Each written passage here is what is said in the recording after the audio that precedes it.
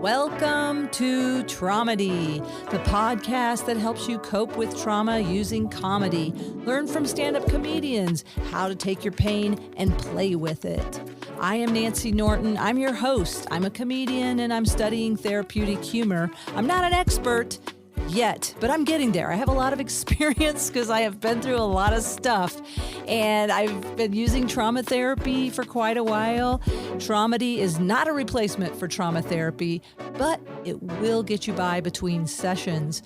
Don't get stuck. Let those feelings move and then transmute them with comedy into the lightness and get that stuck energy out of your body, because that's not good for you. We have an amazing comedian this week, Mo Alexander. Hello. Hi Mo. Listen how cool he is. I'm just me. Me. I know you're blessed with just being born cool. I'm just a weirdo. I'm not even cool. I'm just a weirdo. That's who I am. Is that your basic identity? That's who I identify as a weirdo. I'm a weirdo. When you grew up, did you have that identity as a kid? No, because as a child, no one knows who they are. They're just trying to survive and not be made fun of and beat up or something. And, you know, I got made fun of and was beat up, and then I learned to get back at people with words and fists. So You did with words and fists? Yes. I took karate for like 12. Well, I took karate from the time I was like 7 to the time I was like 22. When I started doing comedy, I had to quit karate. So from that whole time. Wow, I didn't know that. What did you get up to? Like, what belt did you get? I have a black belt in 2 different things, and I have a brown belt in a couple other things, and a purple belt in one other thing. I would not have guessed. I didn't know. I'm a big dude. I've always been a big dude. There's no way around it. But you gotta understand, Nance, that I Uncle Nance. Some people call me Uncle Nance. Uncle Nance. I like that. I fucking like that. Sorry, I said anyway. But okay. No, I'm just a weirdo. I was in martial arts. I took this little dude in Memphis called Patharu Taekwondo. I was in that for many years. I was in Aikido for a few years. Hapkido, which is basically the Korean version of Aikido, but there's a little difference into it. And I fought in a few full contact tournaments, which I'll never do again because it hurts. And you can get some real damage. Yeah, when you get kicked in the balls and have to keep going, it's not point system. It's not like they're going to stop. It's like, okay, keep going. I'm like, nope, this is stupid. So you don't wear a cup during the events? Not for that little place you didn't. It was stupid, no. So you started out, you found your funny bone pretty early. That was your thing from a very early age as a defense mechanism. This is a true story. This is true. People think it's made up, but I've always been a weirdo, okay? When I used to get my hair cut every couple of weeks at the barbershop, my grandfather would take me, and I had memorized all those little the elastic reader things. You'd have to buy little books, school books, little books you could buy for yourself. And I'd buy all these joke books, and I'd go and memorize like pages of them. And then I'd get my hair cut, and if I was cool, they'd let me do like a 5-minute set in the middle of the barbershop where I'm like, yeah, that's absolutely true. Wow. That's absolutely true. That's fantastic. Yeah. Oh, when we see your film, when your biopic comes out, that's where it's going to start. It's probably so. It's going to open with you doing doing your barbershop set. Yep, exactly. That's beautiful. Thanks for sharing that. That's real. That's actually real. Well, I appreciate you coming on. I was telling you and what this is about, and it not necessarily for comics, but comics do this so well. We take our pain and we play with it. Charlie Chaplin said that. And you were telling me recently that you spent 77 days in the hospital. Yes. And it was humor that got you through. Yeah, it was the only thing that could get me through because I didn't expect to be in the hospital that long. And everything that happened to me in 77 days, there's an album you can download on iTunes right now called Got Clots. That's the name of my album, Got Clots. Because you had pulmonary embolism. I did. I had 18 blood clots in my lungs when I got to the hospital. And I got to say, as a nurse, one of those is usually lethal. Yeah, well... The fact that you survived 18 embolisms... Well, one did kill me for a few minutes. That's absolutely true. So the story goes, I go in, it's April 2nd, I wake up and I don't feel good. I'm having a hard time breathing. I'm like, why is this? Because I couldn't walk. What happened was I had torn the ligaments in my right foot, went to the hospital about it, and they didn't do anything for me but sent me home, and I broke my left foot trying to get into my house, walked up the steps. So I was immobile for a little while. After breaking a bone, because sometimes that actually alone, sometimes little clots come out of the broken bone, Right. but then you were immobile, so maybe some clots built up on the back of your Right. calf is what happened. Exactly. I had no clue because I couldn't go anywhere. I couldn't do anything. I literally I couldn't stand. April 2nd, I go to the hospital, and they rushed me in. They called the ambulance, rushed me in, and I'm in there. I'm in the hospital, and they're doing tests. And this cool little dude, I can't remember his name, but he was just like, "It's going to be okay. You're going to have." I'm doing his accent. I'm not being racist. He was like, "It's going to be okay, Mo. You have mini clots. We're going to take care of you. We're going to be really good." Was that your doctor? That was my doctor. That was not my. That was the main doctor. That was the main doctor. And okay, I'm going to say it. This is the generalization, but I always like doctors that come from other countries. Me too. I always think they're the best ones. No offense, American-born doctors. We like our foreign doctors. I'm not going to lie to you. I had some really good doctors. I had one really. I'm not going to say crappy, but there was some weird shit that happened with him. But that dude, he was so cool to me. He was so cool to me. When other people just like, "Oh, you're probably just fat and with diabetes and I don't have any of this stuff." That was the first time when I went into the hospital with the foot. The first time they're like, "Oh, you probably have high blood pressure and diabetes," and I have none of that. Okay, none of that. So they're just, Anyways, he was so cool to me. I hate doing that voice. He's like, "We're gonna take care of it," and he was so cool. Then they sent me with this male nurse. Now you are a nurse. Yes. And I give the most respect to a nurse I can give. Unless you're a male nurse, because this dude, Nance, pissed me off from the get-go. So I'm in not the ER, I'm in the ER, but they get me in a room, right? And he comes bouncing in, and I just wanted to punch him already. He's like, "Hey, how are you today? Would you like to hear a joke?" He doesn't know I'm a comic. I don't tell people I'm a comic. Yeah. And I'm like, no. Just the whole day, he's just picking at me. And at the end of the day, right before his shift ends, okay, he's in there. He's like, "So," and this is true, "what's your relationship with Jesus?" He says that to me. What? He says that to me. No. And I know you're not. That's not your. You put the medicine in me and leave me the hell alone. But I can't say that because, of course, we already talked about before. He's my male nurse. He could accidentally kill me on purpose, right? So I'm trying not to be rude. You're at his mercy. I am. I'm trying not to be rude to him. But when he asks that, I'm just like, I'm an asshole comic. I am. And he said that to me, and out of all the strength I could muster, I was like, "Unless you fuck up, hopefully long distance." And he lost his shit on me, Nancy. He lost his shit. Not in a good way. Not in a good way. He's like, "Oh my God, what the hell? You need to be, you need Jesus in your life. You need to repent and become a Southern Baptist." And at this point, I have lost my shit. I'm like, "Look," and I'm not, please forgive the language, please, but this is why I said, "Nigga, we had a Methodist hospital. How the hell you in here trying to recruit?" And that's when my brother walked in. And my brother, I was like, "Get him away from me. Get him." And my brother like, "What happened?" He just, "I got it." Just pushed him out. He just like, and I didn't have to see him again. Clock out. I was so mad. I was so mad.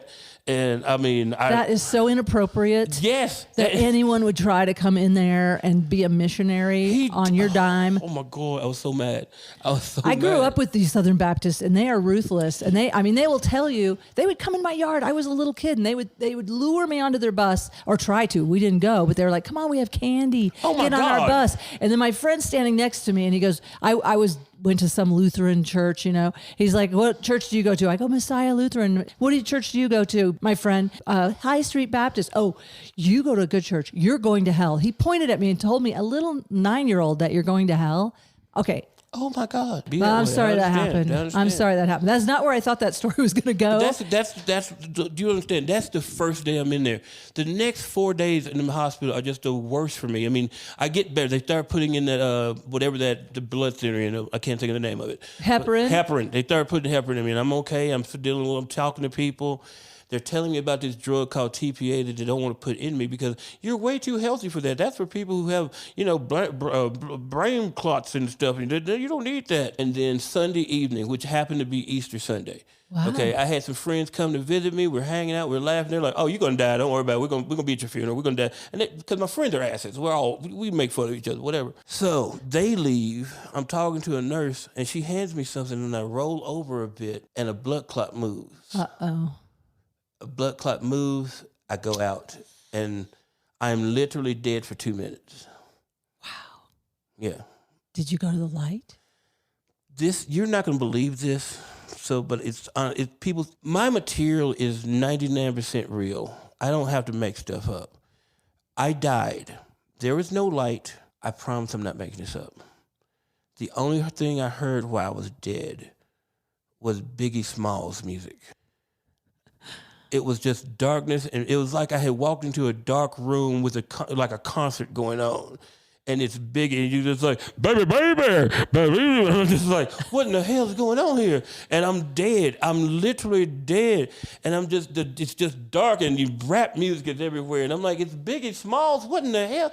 And then I wake up, and the doctor is slapping me. He's like, come on, Mo. Come back, Mo. Come back. And the guy with the defibrillator is right there about to hit me with those. Clear. But he looked disappointed when he didn't have to use them. That's what made me laugh. I came back, and he was like, oh, damn it, I just charged these things. Because the other dude was like standing on my chest and like standing on my stomach and just like trying to like hit me. I'm like, and slapping me, come back, Mo, come back. And I'm like, and I apparently, you know, I'm looking around the room and I'm like, what's happening? Who's going on? And yeah. Oh my God. And did did anything come to you since then about Biggie Smalls that has any meaning other than? No, people ask me about that, and I tell them the joke part of that story is, because that's real. That's absolutely real. But the joke part is like, yeah, it was a Biggie Smalls concert, and I'm pissed that y'all brought me back because the Fugees was about to come on. And they hadn't been together in years. It was an event, and I was about to miss it anyway. But it was just that. I mean, I died like twice or 2 or 3 times in the hospital. 2 that I know that I died in the hospital. That's the first one. The second one is after because they said, okay, let's put another doctor. Hey, they said they weren't going to put that in you, but you died last night, so I'm going to put it in you. It's going to be good. And then they took me to this room where they did the catheterization up the thigh and all that kind of stuff. Yeah. And then like 2 days later, he walks back into my room and is like, hey, Mo, your blood works a little weird. Let me put this Doppler on you and look and see what's going on. Oh, shit, I nicked an artery. And that... Oh, man, bleeding internally. Mm-hmm. Yeah. And then did you flatline again? Yeah, okay, now let me tell you this story part, because there's separate, it's like flashbacks on this stuff. Because, yes, I went to they told me they were going to take me into surgery. You'll be back in 45 minutes, no problem. So that was Wednesday. I woke up from my medically induced coma on Friday, which was, I woke up Friday afternoon. I had the intubation tube in my... the ET tube, the endotracheal, all the way down. And nobody knew I was awake for a few minutes. Nobody. And my brother was yelling at somebody. And then my aunt and my best friend Jane Hayes, and my cousin are in there. And finally my aunt sees I'm awake. But, you know, I'm just like out of it. That must have been terrifying to wake up with that tube in. You can't talk. It was frightening. It was the most frightening. You probably couldn't even really move. I couldn't move. They had tied my hands. They had tied my hands to the bed. Apparently, I tried to pull it out at one point. That's terrifying. But this is what comedy comes in with everything. Even in that terrifying moment for me, I'm sitting there and they don't know I'm awake. I'm awake for like 10 minutes. And my Aunt Jackie finally realizes I'm awake. And she comes over and gets like an inch in my face. And she's like, I'm so happy you're alive. I'm so happy you're awake. Then she backs up like 2 feet and pulls her shirt down. How do you like my Michael Jackson shirt? He died on propofol and you're on it right now. And that's what she... Aunt Jackie. She to this day does not realize why I make fun of her for saying that to me. She's like, I was just stating the fact. You know what? Aunt Jackie.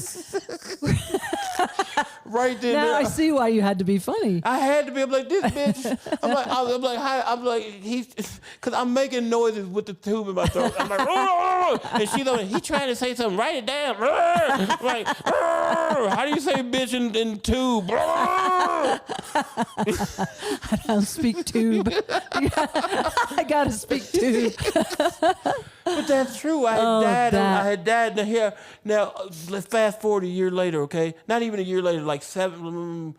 I can't remember when we recorded the album. The album Got Clots is mostly just the material I wrote in the hospital because I was on so many drugs in the hospital. They were shooting Dilaudid into my neck every 2 hours. Wow, that's quite a setup.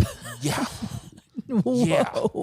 Every 2 hours, getting Dilaudid shot in my, and they were, because they cut this whole thing and they had to change it and clean it and put a wound vac on it, and it wouldn't. Yeah. Oh, So I was. Yeah. So you were in pain. yes, I was in pain. I was in a lot of pain, and I only this was my this was my pain regimen in 2015. This is what they'd give me. This is no joke. I would get a shot of Dilaudid in the neck, followed by oxycodone, and then 30 minutes later, an Oxycontin. That's what I was getting every few hours. Whoa. Yeah. And then let me ask you, I mean, this is a delicate question. You don't have to answer if you want to, but did you have any trouble weaning off of that No, stuff? not at all. They didn't get you addicted, did they? No, I don't, drugs are not an addiction for me. So it wasn't a problem. Not because a problem. I mean, even I think for some people that aren't even addicts, that drug can make you No, I completely understand. addicted to it. But so I'm glad that didn't happen. No, and you know what? Humor actually gives you endogenous morphine. You make it on your own with humor. I don't doubt that. So that's probably what you self-medicated with. On stage, I'm just as high as I was on that shot in the neck. I love hearing that. Because that shot in the neck, it was just like, it hurts so. Oh yeah, oh yeah. Life's gonna be okay. Life's gonna be okay. Could you put it on Steven Universe for me for 5 more minutes? Oh, that's a good show. And I'm just like that. Like that show right there. Yeah. That's why when I get off stage, I'm kind of weird for the next 10 minutes afterwards, because I'm not the same person that I am talking on this thing right now. Yeah. I'm a different animal completely. Yeah, you're high. Yeah. And your muses, I think, well, I want to know this after I've heard people that have near-death experiences, or they call them NDEs. Mm-hmm. Sometimes they have a little more spirit connection afterwards. I have been having some weird, like just feeling in this zone with the spirit. I don't know. Do you feel like muses? Do you feel like you have angels? Do you feel any energy around you? I always had energy around me. That's the weird part. I know that for a fact. I'm one of those people. Yeah. I know I'm one of those people, and I probably should never admit this on the podcast, but I have seen more things than I would ever confess to on this planet. Gotcha. Because you feel like it would put you in a category of They're like, psychosis or something. Yes, and I just so you know personally, and I respect your need to like, hey, I'm not going to go into details because I know people categorize. But I am a believer, and I have seen some things. I've seen weird stuff that I don't want to talk to again. You know what I'm saying? Oh, some of the other energy. Both. That's what I'm saying. I've seen weird things and weird things I don't want to talk to about ever again. So Yeah, don't give them any attention. Try not to. Do you have premonitions and like psychic stuff like that, where you can kind of know when? Yes, I do. Yeah, that it's helped you avoid some It problems. helped me avoid some stupid things. Yes, it was like, hey, you should probably not go out with these guys tonight. Okay, I'm gonna stay home. And then I had some friends back in my early days before I got into comedy that wanted to go with me, go to a club with me one night, go to a club with them one night, and I was like, nah, I got some stuff to do here. And I'm glad I didn't, because 2 of them got shot that night. Wow. Yeah. Well, you get validation, and you don't need to get too many of those kind of validations where now you listen to your gut. Yeah. It's like, yep, nope, I believe you. Yep, nope, I'm not gonna do that. But it's we've off mic we've talked about past lives and things. Oh yeah. And I know one of my past lives. Tell me about it. And it happened. My grandmother always told me I spoke some weird language when I was a kid, not like English, not baby talk or anything, but she was like, I don't know, some Asian thing. I don't know what you were talking about. I don't know where you picked it up. I'm like, what are you talking about? Okay. So that's background. So when I did something about finding out past life things, it explained something about me now, because I have a weird fear of spiders. We don't play with that in Mo Alexander. Okay. It's not like, hey, let's throw a fake one at him. No, that is not cute. That's not cute, because you can pick me up off the floor and take me to the hospital. It'll give you a heart attack feeling. Yeah, it will. Well, I actually passed out once. Someone thought that was funny and threw this cat toy at me, and I just went down. And it was like, oh shit, she was crying when I woke back up. This sounds so weird to you, but I know how I died in a previous life. Yeah, I was on a ship. I was Japanese. And I fell from not a crow's tower, but I fell from the riggings. I fell from the riggings, broke my back, and I couldn't move. And I remember a spider crawling on my face. Oh, and you were paralyzed. And I couldn't move. And this big-ass spider just was crawling on me. And that has come out of my past. And I'm just like, oh, that explains a lot now. You know, some people, when they have that realization, when they're like, okay, I did the past life regression and I found that trauma, but that didn't help. That doesn't help you now to know that you know what I mean? Like sometimes that helps people I had a friend who did this for a living and she could get people over phobias in one session. But have you done this? Have you ever done it in a session? No, I have not. I wonder if you should do a therapeutic. I probably should, but but that's one of the few fears on this planet that I have, which makes me less insane, you know. And I mean, because I will jump off a building, or I have done skydiving. I have jumped in the ocean and I can't even swim. So I'm just, I would do stupid things. So I have one fear that I'm kind of keeping right there because I don't want to. You're like the keep yourself human. Yes, exactly. I know I'm not immortal, but let's not test it anyway. You know what I mean? Yeah, keep it in check. I mean, I kind of probably should get rid of that one, but it's up to you. I mean, if it might help you to feel more empowered, where it's like, okay, I can survive that now. If you go back and relive it, and sometimes you can reenact it, and where you go back and then you pretend that you have the ability to grab that spider and throw it and stomp it. And then sometimes even being empowered over in a make-believe way can give you that sense of empowerment over spiders. Yeah, I would love to get rid of that one. I guess I really probably should look into that. It's just a possibility. It's a possibility. I mean, yeah. For my animal rights activist friends out there, and I consider myself an animal rights activist, I just want you to know that I do not stomp spiders as a rule. I'm just saying if somebody needed to have that fantasy to stomp a spider, that it would be okay.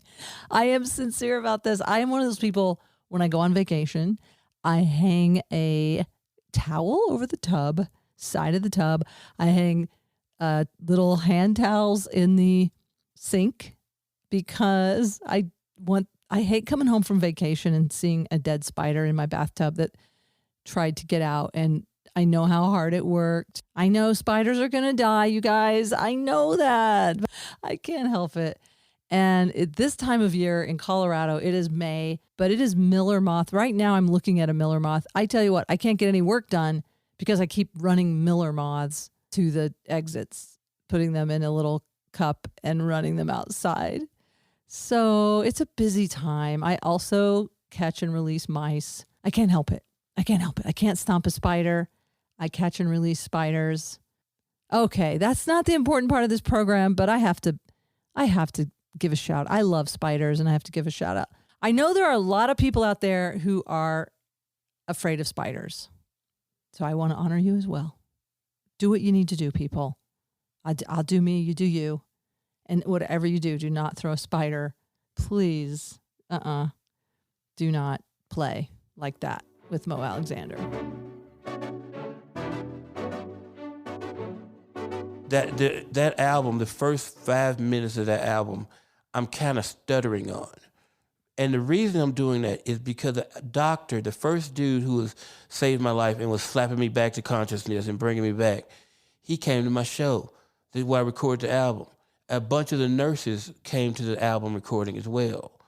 And it was so cool. I mean, it was great. That's beautiful. It's beautiful, but at the same time, he's over here talking to me. He's like, Mo, I'm so glad you're here. You don't believe you're out walking. You're up and doing the comedy again. You don't even know how bad that shit was. I walked in that night of the surgery, and blood was just shooting out of your thigh.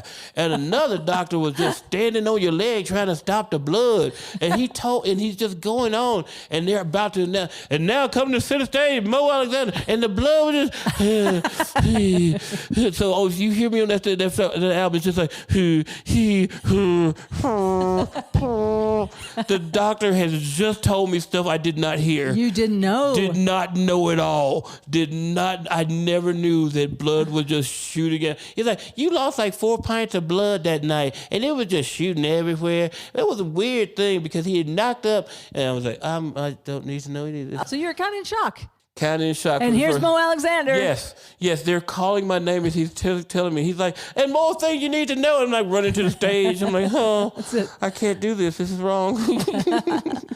It says a lot, though, that your nurses came. They must have loved you. If the My nurses came out, I nurses- tell you, they loved you, and your doctors, they must have loved you. The nurses always used my room to hide out. All the nurses would hide out in my room because I wasn't asking for much. I wasn't doing anything, and they would just like get jokes from me. You're just chilling I'm in just there. chilling in there. Did you have a lava lamp in there? I wish I had a lava lamp. I'm just seeing that, but maybe that was the vibe. That was the vibe. We were just all chilling and everything. Afterwards, like, after the seriousness, like, okay, he's out of ICU. He's in a real room. We're gonna check it. Mo, you need anything? Just to delight it. Just shoot me in the neck, and we just hang out and talk. And I got material out of them. And I was telling them the stuff that the doctors were telling me, and they're just like, "That's some bullshit." I'm like, "I know. What the hell? Why?" I honest to God love nurses. The one immediately after after the dropping dead thing, right? They ran me back to ICU, and they put me back in ICU. And the nurse who took care of me that night, her name is Kylie. I will give her a shout out. I know she moved. Hey, Kylie. Hey, Kylie, girl, you're my friend. I still love you. I'm glad you had a kid. Look, she became one of my best friends for a while because she was one of the nurses that came to the taping, but she was fun. Okay. Yeah. After dropping dead, I can barely breathe. I'm trying to get my breath back and everything, and they're wheeling me down to the ICU, and all I can see is the ceiling tiles. I'm counting ceiling tiles, trying to breathe, and she gets me, and they have to give me a sponge bath, and now I'm in ICU. And she said the funniest thing to me. She's over there just watching me over the sponge and stuff, and it's like, the royal penis is now clean, and I'm just like, ah! you just quoted "Coming to America" while giving me a sponge bath. You crazy? We gonna be friends. I couldn't say any of that because I could barely breathe, and they had just given me like an Ativan to calm down. But I'm just like, we're gonna be friends. So I like that you brought that up because earlier when you were saying the creepy guy that tried to tell you a joke, he was dominating. Yes. And the difference, because part of my thing right now is learning about therapeutic humor. There's adaptive humor and maladaptive humor, and that we do find if we honor the patient, if the patient has a style and she already knew you, she didn't know. She didn't know but me. maybe she just intuitively like. Whatever that joke was, just funny. She just was funny. She just was funny. And Yeah, she watching me and she said that, and I could not. If I could have laughed hard, I would have. I would just, I'm still there. Just give me an Ativan because I'm in shock. And I'm just like. So it's really the difference of actually being funny and trying to be funny. I know that's always such a tricky line. Oh, but dude, what is that line again? Tell me the line again that she said. She quoted "Coming to America." The original, not the sequel, to come, and she said, "The royal penis is now clean." I'm like, the royal penis is now clean. She said that to me, and I'm like, and I'm gonna tell you that helped me because I was still freaked out from dropping dead, and she said that to me, and I just was like, I can't laugh, but that's awesome. I can't laugh, but I couldn't. And that got you out of that state of just pure terror and back into like humanness. It took me back to manageable. It took me back to reality. That plus the Ativan. I was okay the rest of the night. She kept coming and checking me. You need anything? You okay? Nothing. I'm good, girl. I'm so good. You said that. You made me laugh. You made me a comic laugh. She didn't know I was a comic because I don't tell people I'm a comic. That's not what I tell people. I'm not getting the hospital. Hey, I'm a comic. Fix me. I'm like, no. Yeah, she just knew. Man, Mo, thank you so much for sharing these stories. And it was so fun to watch you on stage tonight. It's Mo Alexander. Where can people find you? Well, the website is moalexander.net, but if you really want to see stuff, go to Instagram, which is Mo Alexander. You get to see me. You get to see my little possum friend, Poncho. Yeah. I love Poncho. Poncho's awesome. He's a little cool dude. Basically everywhere. If you type in Mo Alexander, you see a large black man. It's probably me. So go there to Instagram. Odds are Instagram, TikTok. Just type in Mo Alexander. You'll find me. All right. And that's where I am. So, but thank you for having me on this podcast tonight. Thank you. Thank you for when I say dropping in, like really dropping in, sharing your authentic truth. I really appreciate it. I appreciate you.